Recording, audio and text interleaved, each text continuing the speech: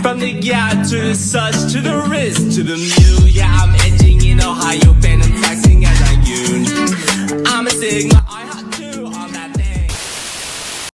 Thailand, yang terletak di jantung Asia Tenggara, dikenal sebagai negara dengan mayoritas penduduk beragama Buddha. Sekitar 95% dari populasi Thailand menganut agama Buddha Theravada, yang memegang peranan sangat penting dalam budaya dan kehidupan sehari-hari masyarakat di Thailand. Budaya Thailand yang kental dengan pengaruh agama Buddha tercermin dalam berbagai aspek kehidupan, mulai dari seni, arsitektur, festival, hingga cara masyarakat Thailand menjalani hidup mereka. Salah satu contoh nyata adalah Wat, yaitu kuil-kuil Buddha yang tersebar di seluruh Thailand dan menjadi pusat kegiatan keagamaan serta budaya. Songkran, Festival Tahun Baru Thailand, adalah contoh perayaan yang diwarnai oleh tradisi keagamaan Buddha, seperti pencucian patung Buddha dan doa bersama. Namun, meskipun agama Buddha mendominasi, ada sebuah wilayah di selatan Thailand yang ternyata memiliki mayoritas penduduk beragama Islam. Wilayah ini adalah Thailand Selatan, khususnya di Provinsi Pattani, Yala, dan Narathiwat, yang telah lama menjadi rumah bagi komunitas Muslim sejak abad ke-14. Bahkan, Islam telah ada di wilayah ini jauh sebelum Thailand menjadi negara yang terorganisir. Sejarah mencatat bahwa pelayaran Arab dan pedagang Muslim memperkenalkan agama Islam ke kawasan ini melalui Selat Malaka. Islam di Thailand Selatan memiliki akar yang dalam, dan masyarakat Muslim di daerah ini tetap mempertahankan tradisi serta identitas mereka. Meskipun berada di bawah pengaruh kuat budaya Buddha yang dominan di seluruh negara, komunitas Muslim di Thailand Selatan memiliki kebudayaan yang unik, dengan campuran antara tradisi Melayu dan Islam, yang tercermin dalam bahasa, pakaian, dan ritual keagamaan mereka. Bahasa utama yang digunakan di wilayah ini adalah bahasa Melayu atau Patani Malay, yang memiliki hubungan erat dengan bahasa yang digunakan di negara-negara tetangga, seperti Malaysia dan Indonesia. Ayo kita bahas lebih lengkap tentang sejarah Islam di Thailand. Jangan lupa ambil kopi dan snack dulu, karena pemaparan ini akan sangat menarik.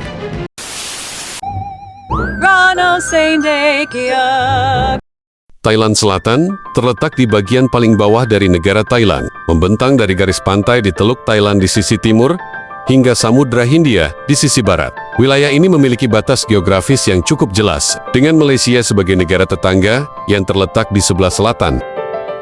Di bagian utara, Thailand Selatan berbatasan dengan Thailand Tengah. Sementara di sebelah barat, wilayah ini berbatasan dengan Myanmar Burma, yang dipisahkan oleh jajaran pegunungan Tanah Serim. Pegunungan ini, yang memanjang dari utara ke selatan, berfungsi sebagai pembatas alam, yang membatasi Thailand, selatan dari negara tetangga Myanmar. Thailand Selatan ini secara luas mencakup sejumlah provinsi yang sangat dikenal, seperti Pattani, Yala, Narathiwat, Songkhla, Trang, Krabi, dan Phuket. Di sepanjang pantainya yang panjang, terdapat banyak pulau tropis indah yang terkenal di dunia, seperti Phuket, Koh Phi Phi, dan Koh Samut, yang semuanya terletak di bagian barat. Batas geografis ini membuat Thailand Selatan menjadi jalur penghubung penting antara Thailand dan juga negara-negara tetangganya di Asia Tenggara, dengan Malaysia di selatan dan Myanmar di barat. Berbicara mengenai jumlah dan kepadatan penduduk, Thailand Selatan memiliki populasi yang cukup besar, meskipun secara keseluruhan, jumlah penduduknya lebih kecil dibandingkan dengan wilayah Thailand Tengah dan Utara. Diperkirakan ada sekitar 9 juta orang yang tinggal di wilayah ini, meskipun angka pastinya bisa sedikit bervariasi, tergantung pada provinsi dan tahun sensus.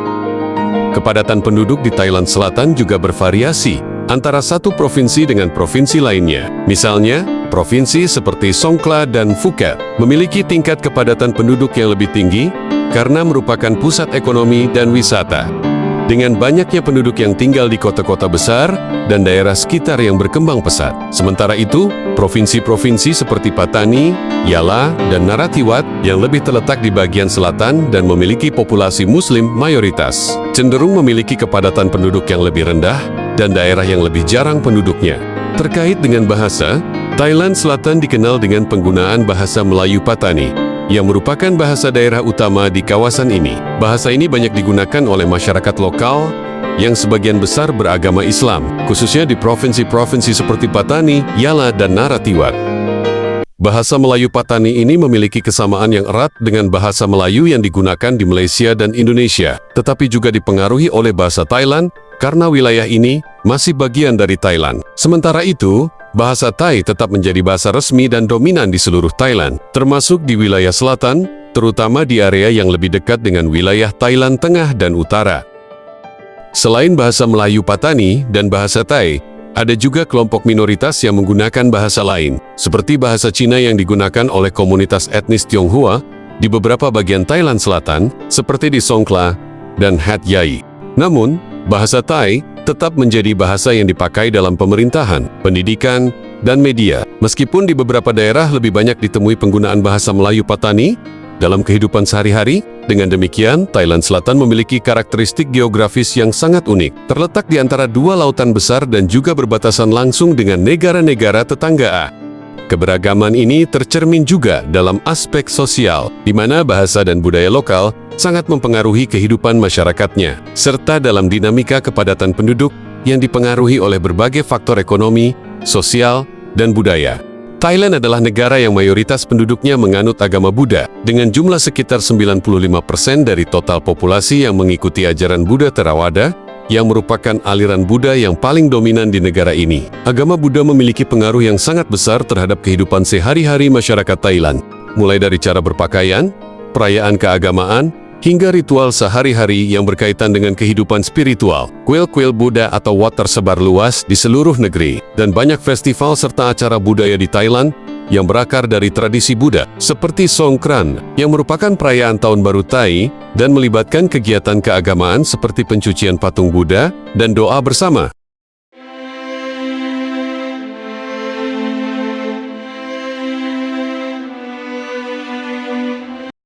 Sejarah penyebaran agama Islam di Thailand dimulai sejak berabad-abad yang lalu, ketika wilayah ini masih terdiri dari kerajaan-kerajaan yang saling berhubungan dengan dunia luar melalui jalur perdagangan. Penyebaran Islam di Thailand Selatan, khususnya di provinsi seperti Patani, Yala, dan Narathiwat, memiliki akar yang kuat dalam interaksi antara penduduk lokal dan pedagang-pedagang Muslim yang datang dari berbagai wilayah, termasuk Malaka, Arab, dan India. Islam pertama kali masuk ke wilayah Thailand Selatan sekitar abad ke-13 hingga ke-14, meskipun Islam sendiri sudah berkembang pesat di kawasan Asia Tenggara sejak abad ke-7. Wilayah yang kini dikenal sebagai Thailand Selatan pada waktu itu merupakan bagian dari kerajaan-kerajaan maritim yang berkembang pesat di pesisir Asia Tenggara, seperti Kerajaan Sriwijaya yang berpusat di Sumatera, Indonesia, melalui jalur perdagangan yang menghubungkan Malaka sekarang Malaysia dengan wilayah-wilayah lain di Asia Tenggara, termasuk Thailand. Para pedagang Muslim dari Arab, India, dan Malaka membawa agama Islam ke kawasan ini.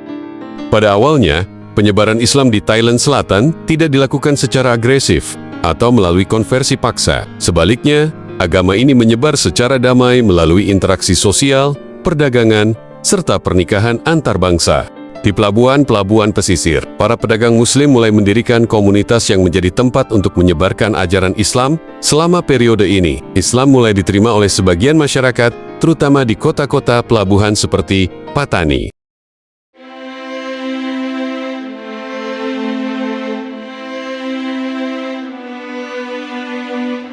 Pada abad ke-15, Kerajaan Patani yang terletak di wilayah selatan Thailand menjadi pusat kekuatan Islam yang sangat berpengaruh di Asia Tenggara. Patani, yang awalnya merupakan kerajaan yang menganut agama Hindu-Buddha, beralih menjadi kerajaan Islam setelah pengaruh pedagang Muslim semakin kuat. Raja pertama Patani yang memeluk Islam adalah Raja Sultan Malik Al-Saleh, yang diperkirakan memeluk Islam pada awal abad ke-15, menjadikan Patani sebagai kerajaan Islam pertama di wilayah tersebut. Dengan adopsi Islam oleh raja dan elit kerajaan, penyebaran agama ini semakin meluas ke kalangan rakyat. Pengaruh kerajaan Patani ini tidak hanya terbatas pada wilayah Thailand Selatan, tetapi juga meluas ke daerah-daerah yang lebih luas di Asia Tenggara, seperti wilayah pesisir Malaysia dan Sumatera. Seiring dengan berkembangnya kerajaan Patani, banyak kerajaan-kerajaan kecil lainnya di Thailand Selatan juga mengikuti jejak Patani dengan mengadopsi Islam sebagai agama resmi mereka. Sultan Patani bahkan menjalin hubungan erat dengan kesultanan-kesultanan Islam di Malaka dan Sumatera, yang semakin memperkokoh penyebaran Islam di kawasan ini. Selain dari kerajaan-kerajaan, penyebaran Islam juga dibantu oleh para pedagang, ulama, dan mubalik yang datang ke wilayah Thailand Selatan. Seiring berjalannya waktu, para pedagang Muslim ini tidak hanya berdagang, tetapi juga menyebarkan ajaran Islam melalui pertemuan dengan masyarakat lokal. Selain itu, pendidikan Islam di wilayah ini juga berkembang pesat. Banyak pesantren dan sekolah-sekolah Islam didirikan untuk mengajarkan ajaran agama Islam, bahasa Arab, serta membaca dan menghafal Al-Quran. Pendidikan ini berperan besar dalam memperkenalkan Islam kepada generasi-generasi berikutnya dan memastikan bahwa ajaran Islam tetap hidup dalam masyarakat. Penyebaran Islam melalui pendidikan ini juga turut memperkenalkan budaya Melayu kepada penduduk lokal. Karena bahasa Melayu Patani digunakan sebagai bahasa pengantar di banyak pesantren. Hal ini memperkuat hubungan antara wilayah Thailand Selatan dan dunia Melayu yang lebih luas, termasuk Malaysia dan Indonesia. Meskipun Thailand secara keseluruhan didominasi oleh agama Buddha, wilayah Thailand Selatan yang mayoritas penduduknya Muslim tetap menjadi kawasan yang memegang teguh ajaran Islam. Thailand Selatan masih tetap mempertahankan identitas Islamnya melalui kebijakan lokal dan adat istiadat yang mendukung agama tersebut. Di banyak daerah, masyarakat masih mengadakan perayaan keagamaan seperti Idul Fitri dan juga Idul Adha, serta menjalankan ibadah sholat berjamaah di masjid yang tersebar di berbagai desa dan kota. Hal ini menunjukkan bahwa meskipun di bawah pemerintahan Siam yang mayoritas beragama Buddha, komunitas Muslim di Thailand Selatan tetap menjaga keberlanjutan ajaran Islam. Namun di balik sejarah Islam Thailand Selatan ada satu perjanjian yang berperan penting. Perjanjian apakah itu?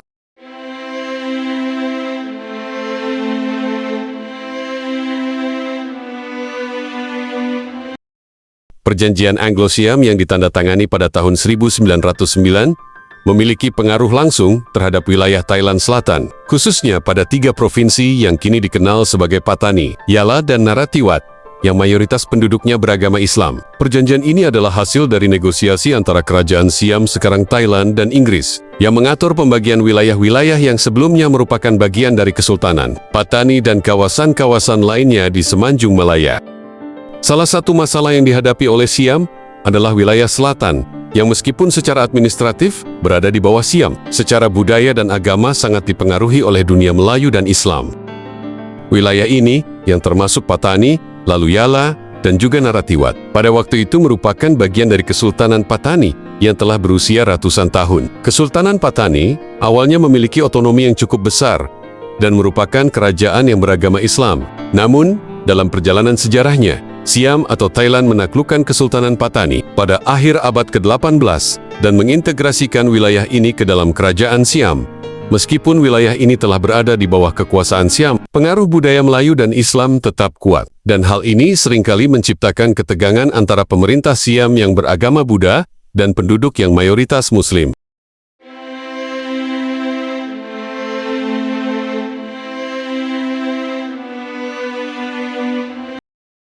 Perjanjian Anglo-Siam 1909 adalah kesepakatan yang mengakhiri ketegangan antara Siam dan Inggris, yang terkait dengan wilayah-wilayah pesisir yang berbatasan dengan Malaya. Dalam perjanjian ini, Siam mengakui bahwa beberapa wilayah di selatan Thailand yang sebelumnya terikat dengan Kesultanan Patani dan kawasan sekitarnya, seperti Patani, Yala, dan Narathiwat, secara resmi diserahkan kepada Inggris untuk dikelola di bawah pengaruh kolonial Inggris. Sebagai hasil dari perjanjian ini, wilayah-wilayah yang terletak di bagian selatan Thailand tersebut secara de facto berada di bawah pengaruh Inggris, yang mengatur kawasan-kawasan tersebut melalui negara-negara bagian negeri-negeri Melayu, bersekutu yang berada di bawah pemerintahan kolonial Inggris. Pemerintah Siam tetap mempertahankan kekuasaannya atas wilayah ini secara nominal, tetapi dalam praktiknya, kebijakan dan pengaruh politik Inggris lebih dominan di wilayah selatan, terutama dalam hal administrasi dan hubungan luar negeri. Konflik di Patani adalah salah satu ketegangan etnis dan agama yang paling lama berlangsung di Asia Tenggara, dan merupakan bagian dari sejarah panjang ketegangan antara pemerintah Thailand, yang mayoritas Buddha dan masyarakat Muslim, di selatan Thailand. Salah satu titik penting dalam sejarah konflik ini adalah Perjanjian Anglo-Siam pada 1909, yang mengakhiri persaingan antara Inggris dan Siam atas wilayah-wilayah di Semenanjung Malaya. Dalam perjanjian ini, meskipun wilayah Patani, wilayah Yala, dan Narathiwat tetap berada di bawah kendali Siam, Inggris mendapatkan pengaruh besar atas wilayah-wilayah di sekitarnya, yang termasuk di dalamnya negara-negara bagian Melayu yang berada di bawah kolonial Inggris. Meski demikian, ketidakpuasan penduduk Muslim di Thailand Selatan terhadap kebijakan pemerintah pusat Siam yang lebih dominan dengan ajaran Buddha terus berlanjut. Ketidaksetujuan ini tidak hanya berkaitan dengan masalah agama, tetapi juga dengan kebijakan yang mengabaikan hak-hak budaya dan politik mereka sebagai masyarakat Melayu Islam. Meskipun tidak ada pemisahan resmi, Siam tetap gagal mengintegrasikan Thailand Selatan dalam kerangka nasional yang lebih besar. Setelah Perang Dunia II, ketegangan antara pemerintah pusat Thailand dan masyarakat di selatan semakin meningkat. Pada tahun 1948, pemerintah Thailand yang kini berfokus pada modernisasi dan nasionalisme mulai memperkenalkan kebijakan yang bertujuan untuk menyatukan bangsa Thailand melalui asimilasi budaya dan penyeragaman bahasa. Kebijakan ini menambah rasa ketidakpuasan di kalangan masyarakat Melayu Muslim di Thailand Selatan yang merasa identitas budaya dan agama mereka terancam. Ketidakpuasan ini berkembang menjadi gerakan separatis yang menginginkan otonomi lebih besar, bahkan kemerdekaan untuk wilayah selatan Thailand. Pada 1950, pemberontakan bersenjata pertama kali terjadi, dipimpin oleh kelompok-kelompok yang menuntut pengakuan terhadap hak-hak budaya dan agama mereka. Pada abad ke-20, meskipun ada ketegangan politik dan konflik, Islam tetap menjadi agama mayoritas di Patani, Diyala, dan Narathiwat. Masjid-masjid dan lembaga pendidikan Islam terus berkembang, dan masyarakat Muslim di wilayah ini terus mempertahankan praktik agama mereka. Meskipun mendapat tekanan dari pemerintah pusat, yang seringkali mencoba untuk menurunkan pengaruh budaya Islam di wilayah tersebut. Selain itu, seiring berjalannya waktu, sebagian besar dari penduduk Patani semakin merasa identitas mereka sebagai orang Melayu Muslim sangat penting untuk dipertahankan. Hal ini memperkuat kesatuan masyarakat di wilayah ini dalam melawan upaya integrasi dari pemerintah Thailand yang seringkali dianggap sebagai ancaman terhadap tradisi dan nilai-nilai Islam mereka. Pada tahun 2004, konflik bersenjata di Thailand Selatan mencapai puncaknya dengan serangkaian aksi kekerasan yang melibatkan kelompok-kelompok separatis yang memperjuangkan hak-hak masyarakat Muslim di selatan, baik dalam bentuk otonomi yang lebih besar atau bahkan kemerdekaan penuh. Beberapa kelompok separatis berjuang untuk membentuk negara merdeka di wilayah selatan yang akan menjadi negara Islam, yang tentunya akan mengutamakan nilai-nilai Islam dan budaya Melayu. Pemberontakan ini mengakibatkan banyaknya korban jiwa dan kerusakan infrastruktur di wilayah selatan Thailand. Pemerintah Thailand merespons dengan tindakan keras, tetapi hal ini justru memperburuk ketegangan etnis dan agama yang ada. Meskipun demikian, meskipun ada pemberontakan dan ketegangan, perkembangan Islam di wilayah ini tidak terhentikan. Keberadaan Islam sebagai agama mayoritas di selatan Thailand tetap menjadi identitas yang kuat bagi penduduknya. Meskipun Thailand Selatan tidak pernah merdeka dari pemerintahan pusat Siam Thailand, Islam tetap berkembang pesat di wilayah ini berkat pengaruh historis yang kuat dari karijen-karijen Islam di kawasan Asia Tenggara, seperti Kerajaan Patani, Kesultanan Malaka, dan Kesultanan Aceh. Islam tetap menjadi bagian integral dari kehidupan masyarakat di wilayah selatan, meskipun ada tekanan dan ketegangan politik sepanjang sejarah. Konflik yang berlangsung selama beberapa dekade tidak hanya berkaitan dengan perjuangan politik untuk mendapatkan otonomi lebih besar, tetapi juga tentang perjuangan masyarakat Muslim di Thailand Selatan untuk mempertahankan identitas agama dan budaya mereka yang sudah ada sejak berabad-abad yang lalu. Keberadaan agama Islam di wilayah ini dan semangat perlawanan yang ada menunjukkan betapa kuatnya pengaruh Islam di kawasan ini.